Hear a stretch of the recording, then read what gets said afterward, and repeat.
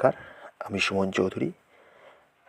আর আজকে আমি তোমাদের যে গল্প বলবো সেটা আমার লেখা নয়, আমার শোনা। আমি আমার বাবা এবং ঠাকুমাদের মুখে এই গল্প শুনেছি। কতটা সত্যি তা জানি না, কিন্তু বাবা বলে সেই সময় যার সঙ্গে ঘটনা ঘটে তার মুখ দেখে সকলেই বিশ্বাস করতে বাধ্য হয় ও কিছু একটা দেখেছিল, যার ফলে এতটা ভয় পেয়েছিল।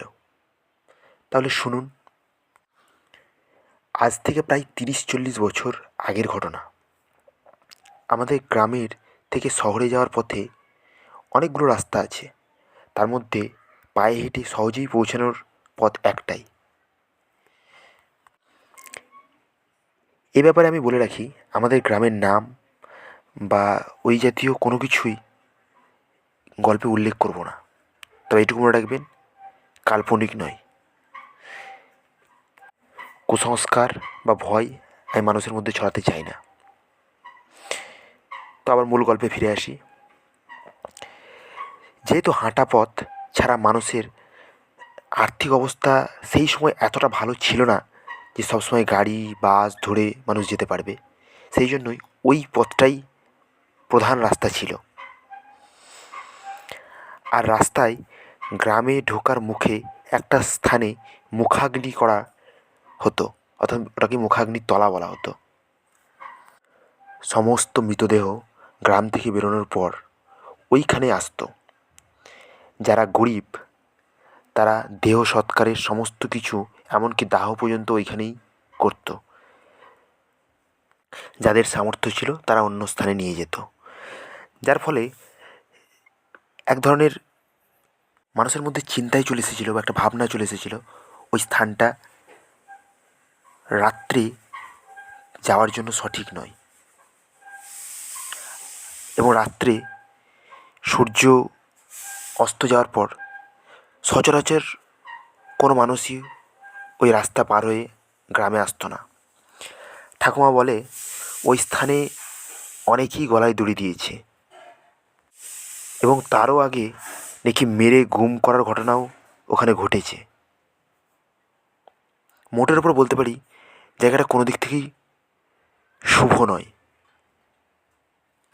সঙ্গে চারিদিকে এত বাঁশ ঝাড় যে সত্যি যদি অন্ধকারে কেউ লুকিয়ে থাকতে পারে তাহলে কিন্তু তাকে খুঁজে বের করা বা তাকে দেখা প্রায় অসম্ভব। একদিন আমাদেরই গ্রামের এক দর্জি শহর থেকে কিছু কাজ সেরে বাড়ি ফিরছিল। তার মাথায় ছিল বিকেল গড়িয়ে সন্ধে নামতে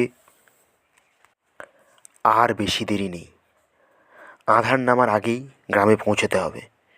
দ্রুত পা চালালো, কিন্তু কপাল খারাপ, তাই ঝপ করে কয়েক মিনিটের মধ্যেই সন্ধে নেমে এলো। যখন ওই বাঁশবাগানের কাছে পৌঁছেছে তখন যথেষ্ট অন্ধকার নেমেছে। ঠিক যেটার ভয় সে পাচ্ছিল সেইটাই যেন ঘটল।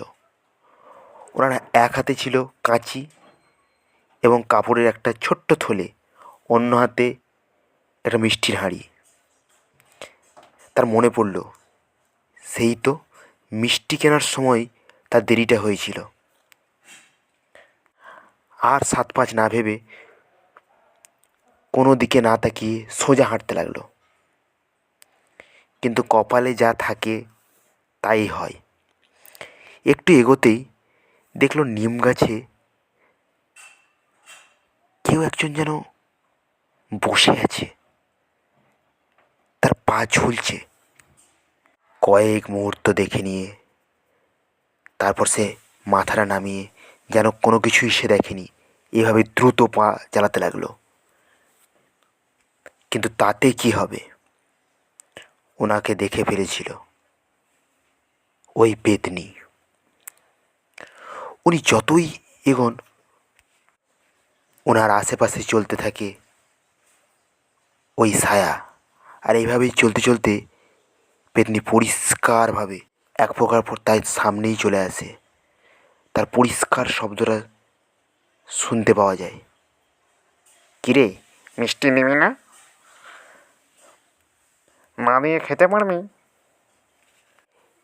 এমনিতেই ওই রকম পরিস্থিতির জন্য ভয়েই তার শীতের দিনে ঘাম ঝরতে শুরু করেছিল। তারপর এই শব্দ শুনে আর নিজের ভয়কে নিয়ন্ত্রণ করতে পারল না। এক নিঃশ্বাসে দৌড় দিল। সে দৌড় মারাত্মক দৌড়। সোজা গ্রামে এসে বাড়িতে ঢুকে দরজা বন্ধ করে দিল এবং ঘন ঘন হাঁপাতে লাগলো, কেননা সে এক মুহূর্তও শ্বাস ফেলার অবকাশ নেয়নি। বাড়ির লোক জিজ্ঞেস করছিল, কিন্তু তার উত্তর দেওয়ার ক্ষমতা ছিল না, কেননা সেই সময় মুখ থেকে যেন শুধু তার হাওয়া বেরোচ্ছে। এরপর প্রাণ ভরে জল খেলো। যখন কিছুটা স্বস্তির নিঃশ্বাস ফেলল, তখন ঘটনাটা খুলে বলল। যদিও তার বাড়ির লোক তার মুখ দেখেই বুঝতে পেরেছিল, কেননা তার মুখ শুকিয়ে গেছে এবং চোখ দুটো যেন ঠিকরে বেরিয়ে আসছিল। অনেকটা সময় পর যখন সব কিছু ঠান্ডা হয়ে গেল পরিস্থিতি, তখন সে মিষ্টির হাঁড়িটা খুলে দেখল। আশ্চর্যের ব্যাপার, মিষ্টি নেই।